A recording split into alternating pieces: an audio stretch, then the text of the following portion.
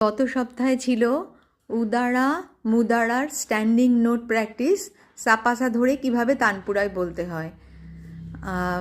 আজকে বাকি সারগামগুলো কিভাবে বলবে একটা আমি বলে দেখিয়ে দিচ্ছি, তারপরে তুমি ধীরে ধীরে এই প্র্যাকটিসগুলো করবে। জোরে সাপাসা ধরো। সা রে গা মা গা মা পা ধা নি ধা